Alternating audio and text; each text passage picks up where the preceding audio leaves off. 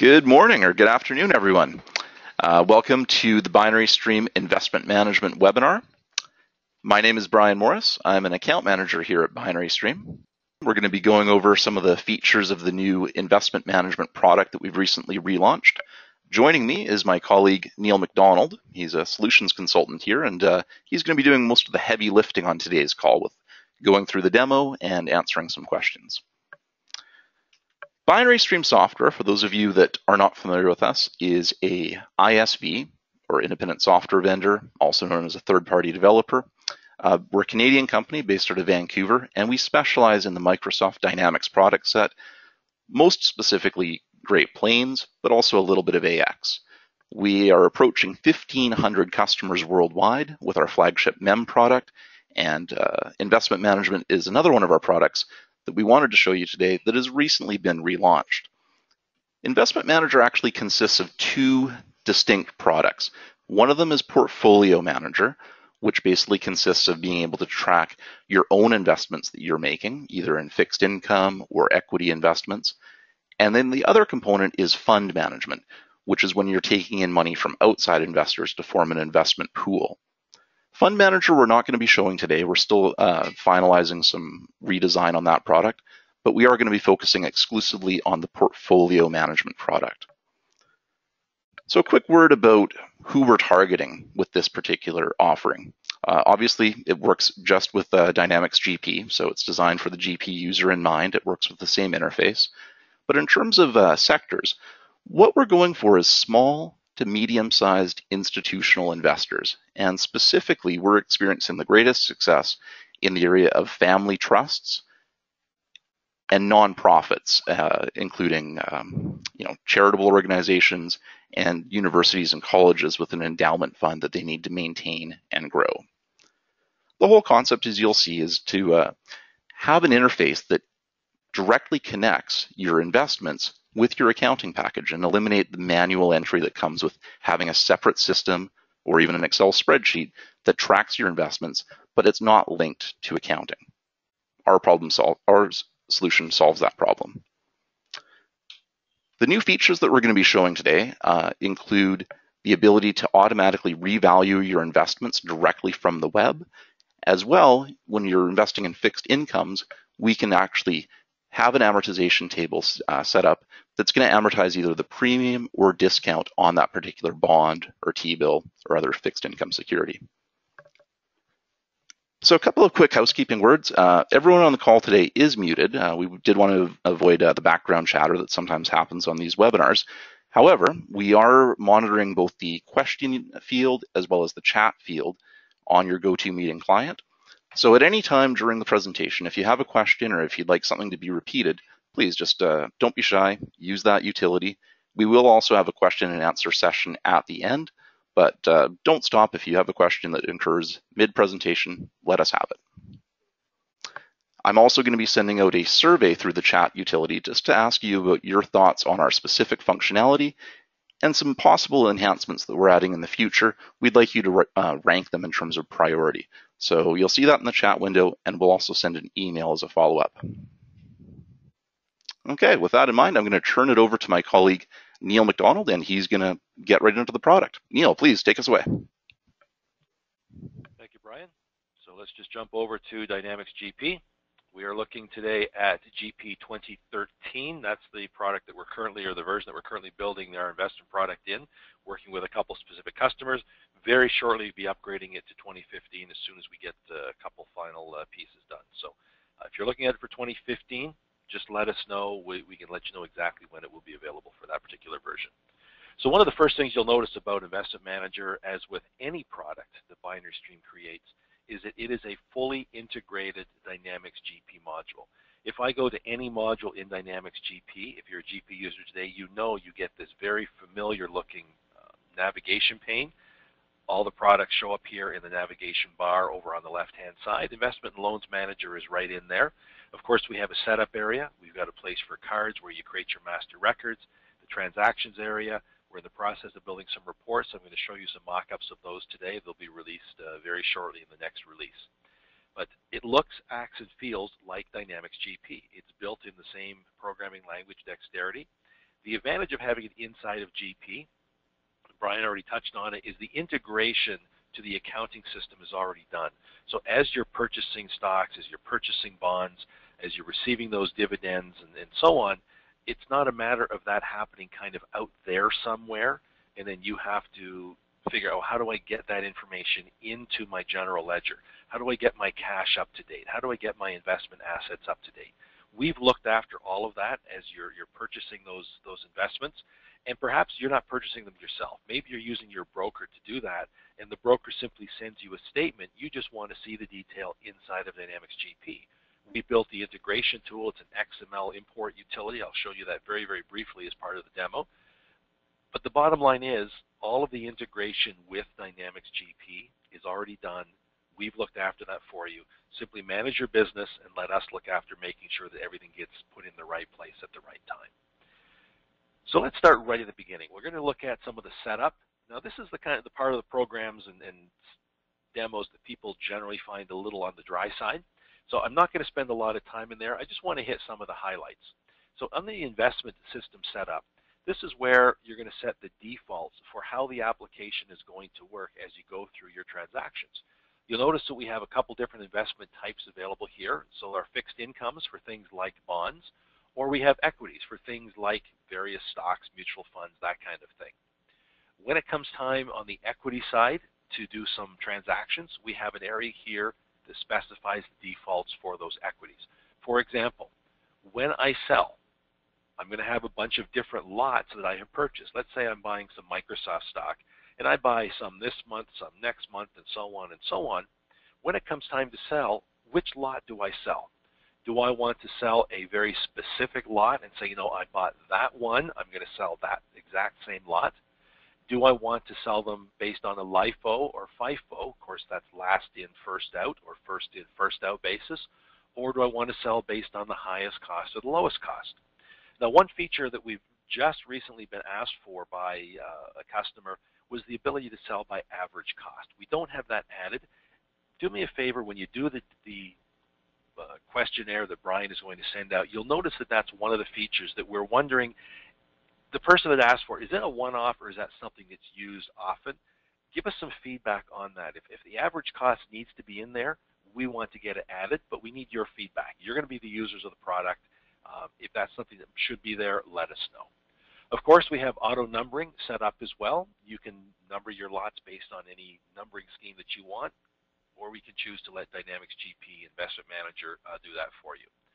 We've also added the ability to update your valuations based on a web API. In this case, we're using Yahoo Finance. So we've got a couple options. You can simply key in the new valuations. Your broker sends a statement that says that your Microsoft stock is selling at X dollars. You can key that in and run your revaluation, pick up your unrealized gains and losses, and so on. We have the ability to use an Excel spreadsheet. So if you have a bunch of them and you want to track them in Excel, and just simply import that Excel spreadsheet, put in the date and the basic information, of course the value, we can import that and update it there. If you don't want to be bothered with any of that manual work, once your stocks are built, as long as you have the market and the identifier, the CUSIP ID, we can go out to Yahoo Finance and we can pull in the exact market value at the time that you specified, or at least at the close of business on that day. And I'll show you that as we go through the demo. So that's the equity setup. On the fixed income setup, when you buy a bond, how are those payments coming back to you? Are they coming back quarterly, semi-annually, annually, or simply at the time of maturity? And what is the day count conversion? Is it 30 over 360? Of course, that's the days per period over the days per year. Or does it work on an actual type of basis where, for example, the month of February would be considered 28 over 365 as opposed to a 30 over 360? So there's some basic setup that needs to be done. Of course, decimal places, transaction dates that we're going to work with. Once this is set up, of course, you can go back and change it, but for the most part, set it, forget it, move on. We also have the ability to set up GL posting accounts. On one screen, we're giving you the ability, and you can create as many different sets of these accounts as you want, depending upon the type of investments that you do. But there's a section here for the equity accounts. There's a section for the fixed income accounts. Based on the type of equity that you're creating or the type of transaction that you're creating, the system will know which set of accounts to use, and we'll see that as we go through a couple of the examples. So that's the basic setup. Once I've got that done, there's some cards I can set up. Rather than go through each of these cards individually, I'm going to actually pull up a transaction screen, and I'll show you where some of this information is coming from.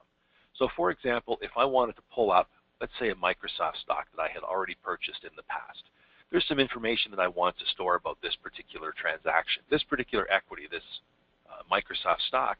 Of course, I'm going to set it up as a master record, so this is the investment maintenance card. Included in that, I'm going to put a description, the QSIP, which is the trading ID number.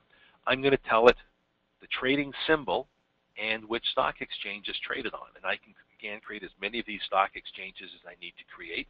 And then, of course, I can override the setup. It will feed in here and say, oh, it's coming out FIFO when I sell them, but I can override it for this particular stock as well.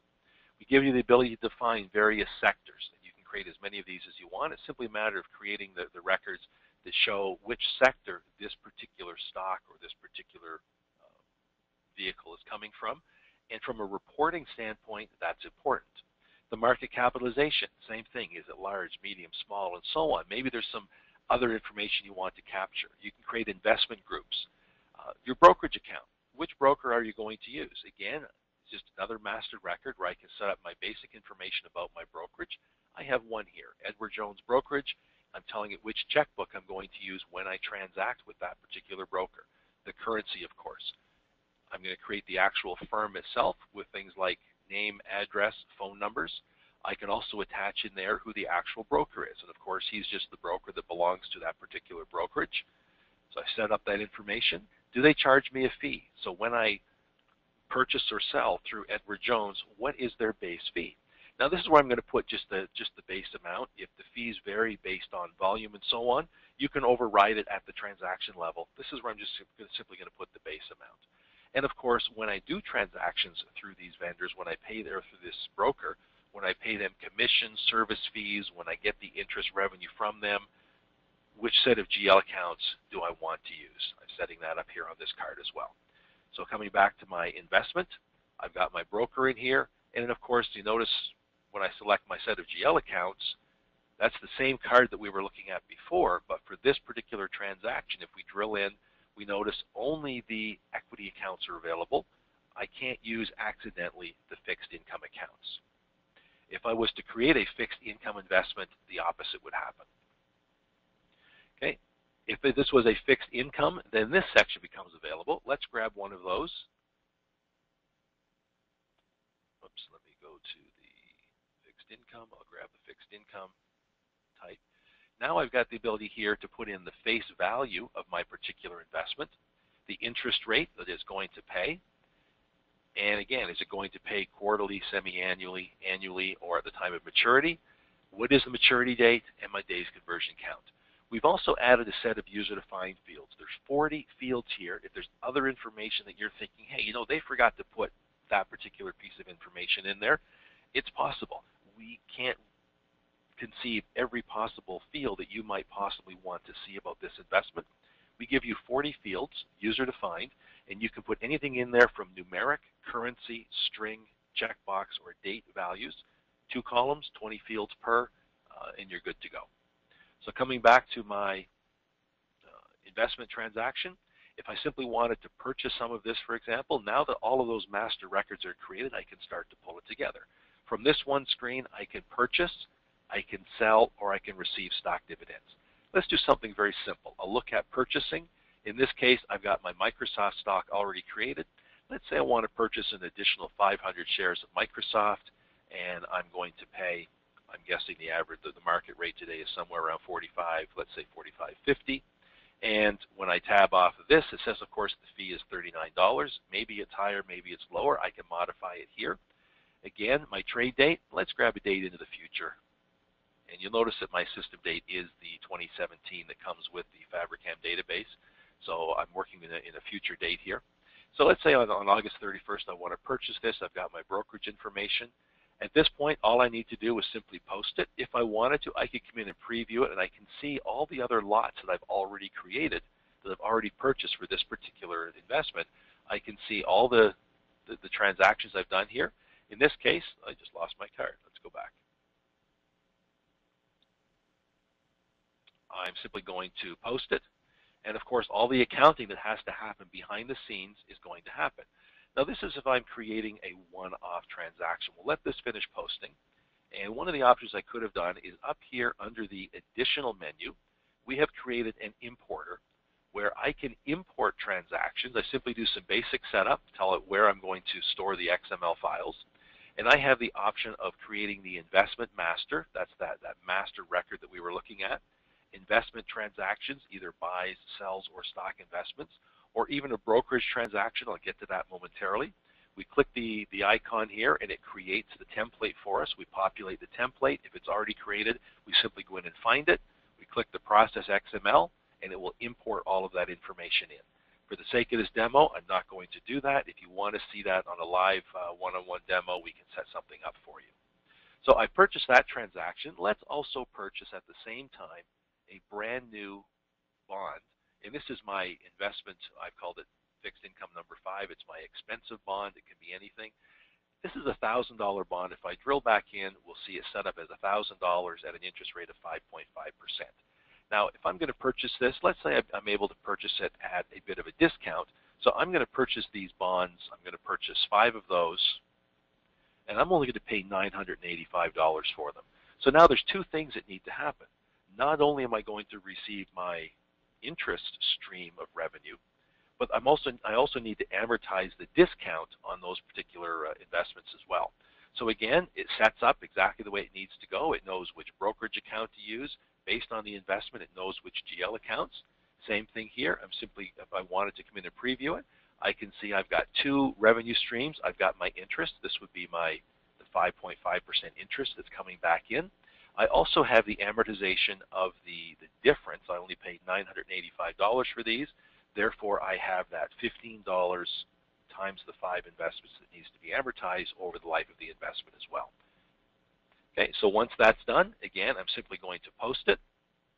When it's done, when I close the screen, as in all other GP transactions, it's going to print me some reports. The first one is going to be my bank transaction. It's going to give me a transaction log showing me what it's done. And if I come in and look, I can see where I have, through my first bank, purchased that equity. I can see the details there. And it's showing me the journal entries that have been created here where I have purchased those particular stocks. The first one, the Microsoft, which I purchased in August, and my bond, which I purchased. I didn't change the system date there. I've got all my dollar amounts. The GL account, or the journal entry account numbers are showing here, the brokerage, the investment type, and so on. So I've got some basic reports that I can look at for these particular investments. If I now go back to the investment card, I can see if I pull up that Microsoft stock, and again, if I drill into the investment lots, I can see all the lots. There's that number 15 with the 500 at 45.50 that I've just purchased, available right here. Click OK there. If I go back one, let's go to the very end. I have my fixed income. This is the bond that I purchased. And again, if I preview that, I can see the amortization schedule. Now, over the course of time, things are going to change. For those fixed incomes, I'm going to receive the interest. I would come back in here to the brokerage account transactions, and there's a bunch of different transactions I can run in here. I can receive my account interest. I can receive cash dividends. I can deposit or withdraw money from that brokerage account. Of course, I can get my investment interest, my investment maturity. I can process service fees and so on. Other transactions that I can do at the broker level, I'm able to process them from right here in this one location. A couple other things I want to do over the course of time is revalue in the case of stocks that I'm purchasing on the open market. And again, we mentioned there's a couple ways that I can do that. Let me change my system date. Actually, let's leave it here for a minute. I'll change it momentarily.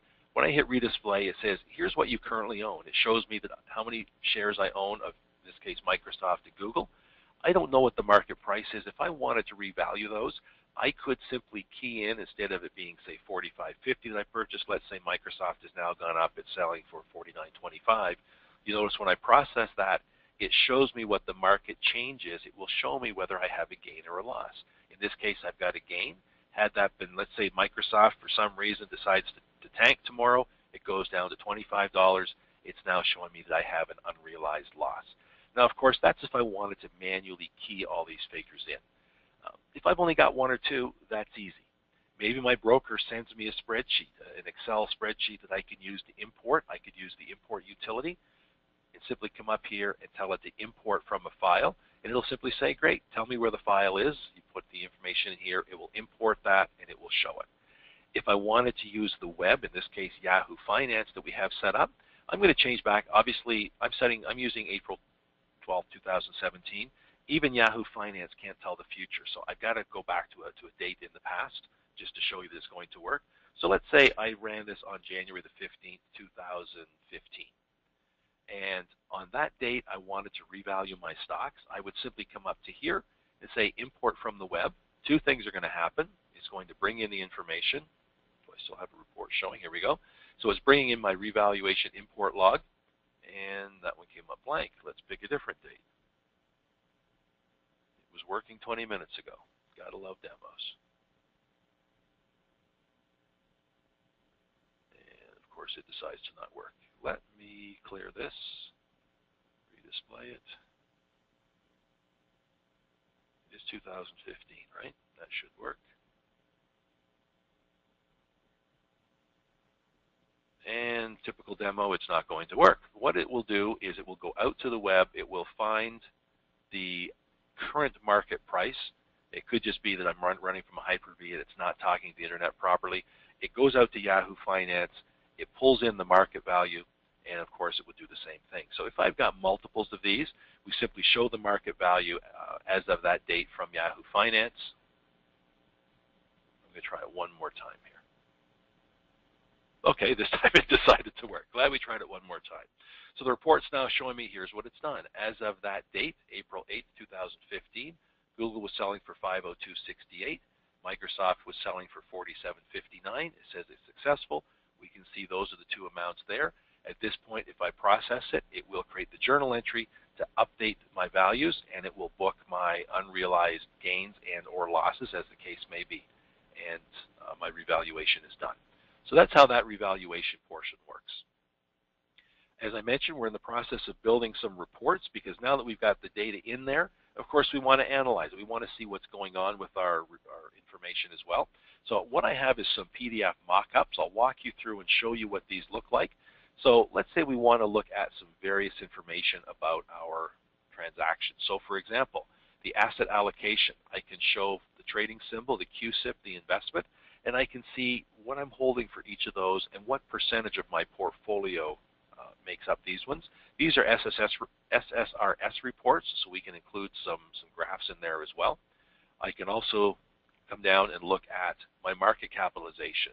So in my database, I've got small, medium, large. If I have other capitalizations in there as well, again, it's going to show me my values and my percentage of my entire portfolio.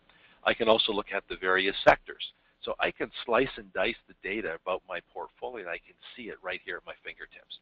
So this is one of the reports. Let's go back to our reporting.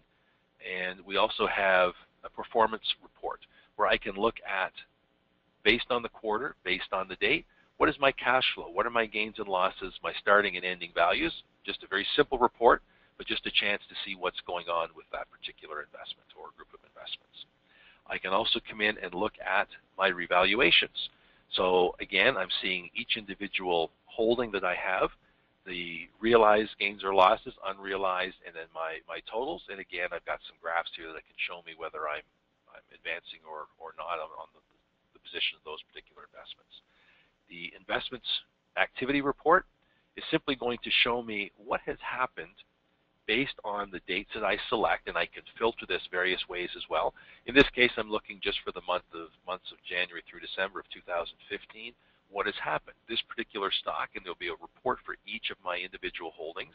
I can see where I purchased it and how many I purchased. I did a revaluation, another purchase and revaluation. I received some dividends. I sold it, and so on. And all of the details for each of those transactions is shown here. Just a quick snapshot that I can see exactly what's going on with that particular investment. If I have multiple holdings, I would have one of these sheets for each of my investments, and I can pick and choose the dates that I want to work with as well. The last report is going to give us a lot more detail. It's just a snapshot of my entire portfolio, and again, we're going to have some filters built in here so I can look at it based on the sectors, based on the market capitalization, based on various things that I want to look at to validate my data. But just as an example, there's a section here for my equity holdings. I've got my business, different sectors, A or B, the holdings within those sectors, and I can see what I'm holding, the book value, all the way across. And we're showing also the percentage of that particular grouping. So in this case, this Coca-Cola is 58% of sector A. Wells Fargo is 42%, but that's only for the one sector. I can also look at for my entire portfolio. It's actually 42 and 21% of my entire portfolio at 100%. I can also see any unrealized gains or losses that are sitting on my books, both by dollar and percentage. In the case of the fixed incomes, again, I've got the same ability to filter. A little different information showing here. How many of these bonds or how many units do I hold? What was the cost, the book value? And we keep going across again to the allocations. We've added some other information here that we've been requested to have in here by existing customers. Things like obviously not just the interest rate, but also the yield and the internal return on investment, or the IRR percentage.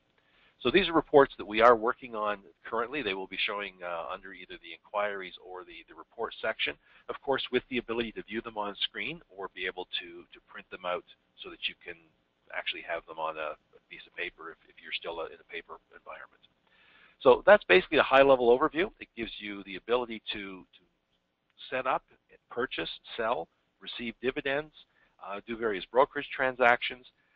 You probably notice at the screens, if you've seen our prior product, we've cleaned up and tightened a lot of the screens.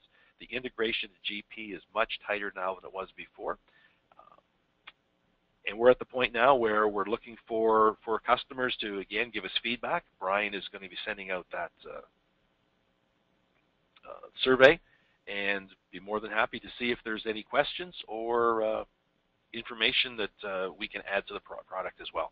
So Brian, I'm going to turn it over to you just to see if there are any additional questions on the application. Perfect. And I'm going to also put up the Q&A screen, so if anybody wants to contact either myself or Brian, both of our email addresses and our phone number and extensions are showing on the screen. Great. Thank you, Neil.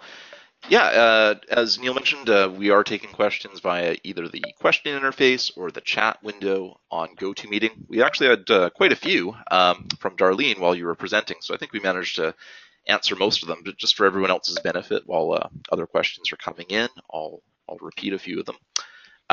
Regarding the investment type, actually, Neil, maybe you can pop back there for a second. On the investment type, where we have currently defined equity and fixed income, that is user defined, so it's possible, or the investment type ID. The type ID, yes. Yeah. These are definitely user defined. Yeah. So that's just a master record. You can create as many of these as you want, one under equity, one under fixed income. Is all I have today, but yes, you can call these whatever you want. Yeah, so those are like the broad strokes just in terms of functionality. We need to divide it between the fixed income and equity in terms of what happens on the back end in terms of interest payments or not. But if you're an investor, say, in preferred shares versus common shares or dividend paying shares, those can be segmented out as much as you like. We had another question about variable interest rates. That's currently something that's not supported, although on the survey that we mentioned, and we sent out the link, it's binarystream.com/survey. That's one of the questions on there, because we've had a couple people ask for it.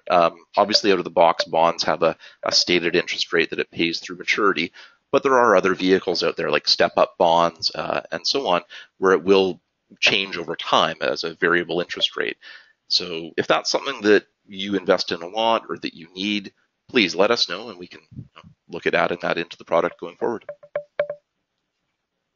I think the last question that I had so far, Neil, was, let me just read it, regarding reporting. Is there a statement that shows all activity for a particular portfolio? Right, so if I go back to my reports, and I was closing them as I was going, so I wasn't showing you the same one. So the activity report, this will show you, let me just blow this up a little bit. This one is going to show you an individual stock or bond, and then you'll have one of these for each item in the portfolio. So if you're holding 20 different shares, you're going to have this level of detail for each of those 20 different shares that you're holding. The other report, of course, is the performance report. Oh, that's not the one I wanted to show you anyways. It was the snapshot report. This one is going to have all the detail, and this one shows the snapshot, the valuation as of that particular date, and it will list, again, all of my equities, all of my fixed incomes in my entire portfolio. Perfect. One question that just arrived was, when is it going to be available for GP 2015? I guess the best answer is imminently. I think the only thing that we don't have right now, as Neil showed, is the reports. Those are still kind of PDF mock-ups, but we're finalizing them. So do we have an exact release date, Neil? I don't know, Brian. We'd have to check the schedule, but we can certainly, when we send out a copy of the recording and the PowerPoint, we'll make sure that we put our anticipated release date in that email. Yeah. Short answer, soon, and we'll send the more specific one. Oh, actually, one last question. I guess we'll wrap it here, and then certainly for other ones we'll go offline. But just concerning the subject of smart lists, can you talk about, Neil, how our product interacts with smart lists?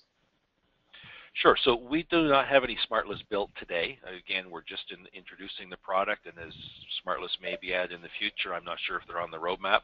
However, everything that Binary Stream builds is sitting in parallel tables. All of our data is in parallel tables in the same SQL database.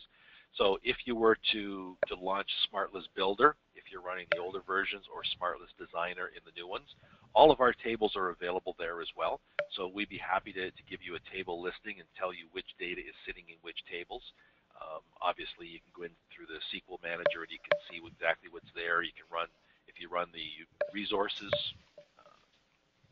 utilities that are inside of Dynamics GP, you can see the fields and so on.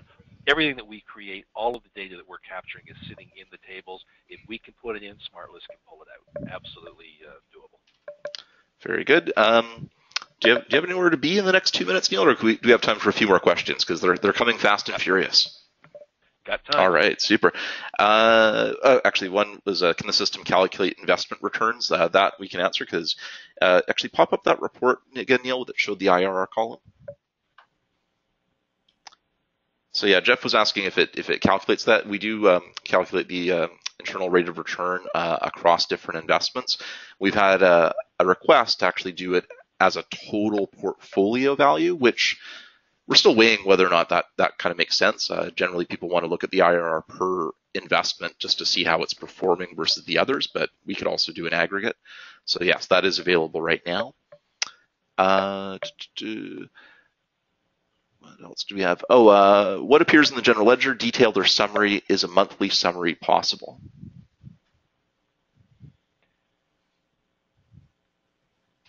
The general ledger is going to show detail.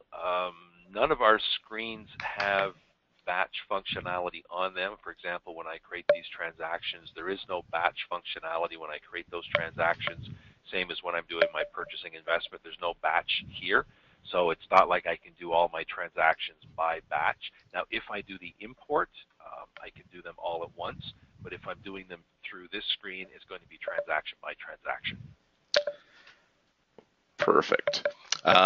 We had a question about, is it available in the cloud or via SPLA licensing? The answer is yes. All of our products are licensed where you can either purchase it outright and install it on premise, or you can go with a SPLA licensing and go for a 6-month subscription essentially at a time, and then you can choose to host it yourself or host it with a cloud provider. We leave that to you.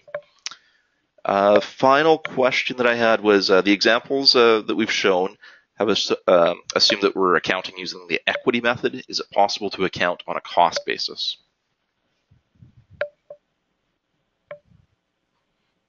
I knew you were going to stump me on one of these.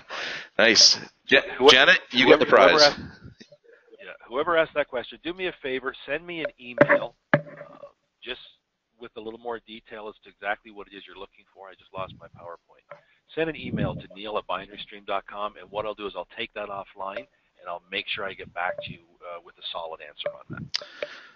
Perfect. I think that's all the questions. As Neil said, if there's anything else that's unanswered that you'd like to know, please let one of us know, and also your GP reseller, because we sell this product exclusively through the reseller channel.